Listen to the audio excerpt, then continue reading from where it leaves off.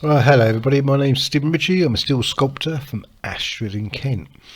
I sculpt, I paint, I do other things, and as you know, I'm a motorcyclist. And this is a second part to my maybe 3-part series on the GS 1100G, my own personal bike.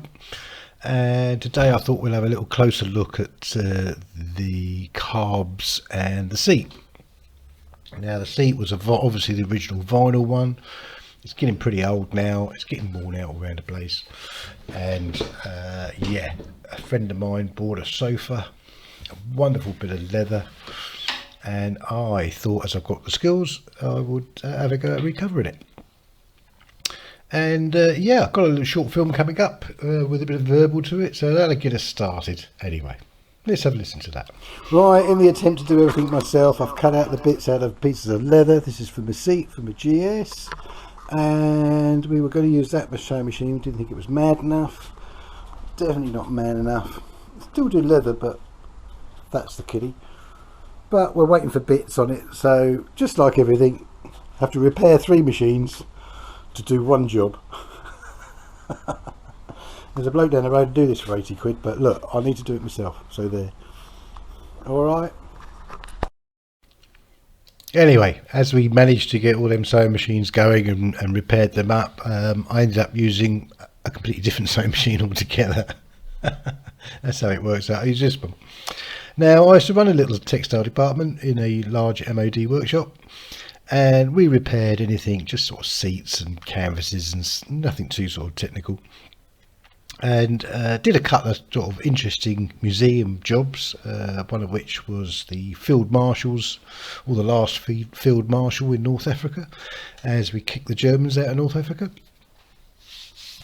And yeah, regiment had managed to get their staff car and brought back loads of booty, and they're all around the gates and in museums all around the country, all the booty they found. But anyway, getting off the point. So yeah, I know how to use a sewing machine. I'm pretty good with leather and things, and this machine is absolutely brilliant. It's not the right machine. This is a fast moving machine, probably for putting zips into leather jackets or something, you know, real production work. So needs a step motor. The base itself was as rotten as rotten, and I armoured plated it at the front there, as you can see, showing some of the original rot just to let the rainwater out. Daised it at the back, and it's a lot heavier than it used to be, and some windscreen wiper tube that I've just split and rolled around that edge. I could have done that in steel, but I thought this plastic one was a lot better. And then just literally just taped it on, just so the leather won't rip through that sharp edge. And obviously got some a little bit of filler there, got that off the net for about £5. Got some left over as well. Feathered the edge out so it really sort of tucked in around the foam really nicely. Repaired the foam with a little block underneath so it's a little bit more comfortable to sit on. And of course getting on with the leather work. Now the leather was donated to me, which was rather sweet. It was an old sofa, which I think he picked up for 50 quid and got £1,000 worth of leather out of it. A beautiful piece of leather as well. And yeah, I had to unfortunately put a joint in where I didn't want to, in a couple of places, just because I'm using offcuts and things, you know.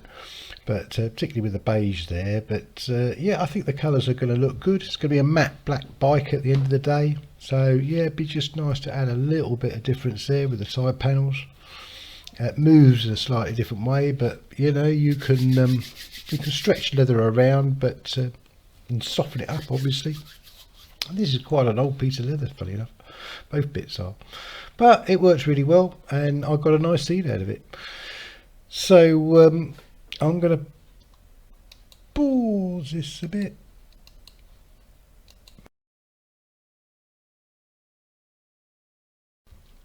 Yes, and let's talk carbs. Now, you could really do a full hour on carbs, just discussing them, how they work, how they do their thing. I'm just trying to show you, you know, where they are on the bike, removing them, cleaning them up and putting them back with a few pictures. But you could really do a great documentary just on carbs. And I say carbs, there's 4 carbs. I'm a 4-cylinder bike. There's a separate carburetor for each cylinder. And when I pulled it first out, and I'm pulling it out really carefully as well, I'm not rushing anything here. You know, there's rubbers involved that you can pierce, and you know, let's just take it, we wiggle it out gently, and then when you got it on your lap, just give it a really good inspection. See what actually moves. Pull the choke out, see if that slides. See if the slides inside move before you even start stripping. And then when you do go to strip, particularly with carbs, make sure you got the actual right tool for doing that job. Oh, and of course, block your ports up.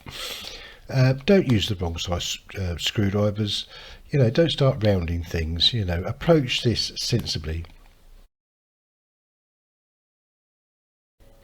So yeah, while I'm inspecting, what am I really looking for? Well, actually, I'm looking for other people getting in there first. So if they've rounded things, why on earth were they in there? And if they're rounding things, then they're not very professional, and I'm already getting nervous. When I approach this carb, I know the only other chap that's tampered with this, and I trust him, and I didn't find anything rounded. And you're really looking, I mean, you're mixing petrol, and there's little seals and rubbers in there. You know, they perish over time.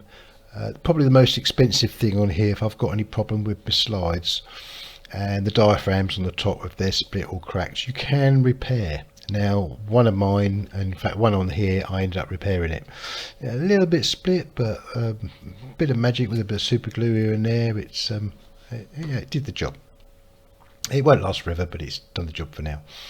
I had an issue with a little spring as well that was jamming up. I have got a spare carb, which was rather nice, so I nicked all the bits if I needed any bits of that. I did buy some stills. I still spent some money on the carbs. I think I was still sort of 60 or 70 quid. And it's a tiny little bag of bits you get as well. Just nothing, but it's still worth it. You're not going to run properly. And I've even done a little topical tip at the end of this waffle, and when I've actually mounted the carbs on. So carbs, obviously the fuel's changed a little bit since this bike as well. They used to put a lot of, obviously they've taken the lead out of petrol now. This bike was designed with lead-free petrol, so even though it goes back to the early 80s, that's when they started using lead-free.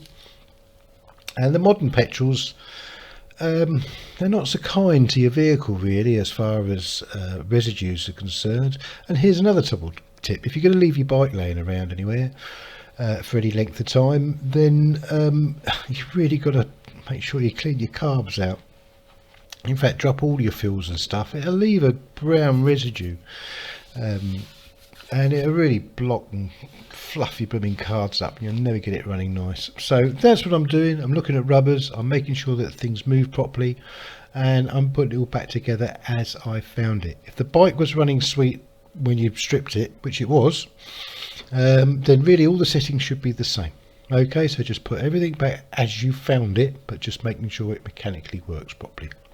So that's your carb thing. I've obviously got access to some bead blasting and things, you know, tiny glass bead blasting setups. That's why these carbs are so good. When I've finished, each one was stripped. Certain parts have got to be blocked, and I've blasted it all out. Make sure I've got all the grit out of it once I'm finished, obviously, and then assembled them. And I had to have 2 bashes at assembling them as well. The first time I really couldn't get the slides to work properly, but you know, a little bit of fettling, and got these cars back on the road. So, and right, I'll leave you with my topical tip.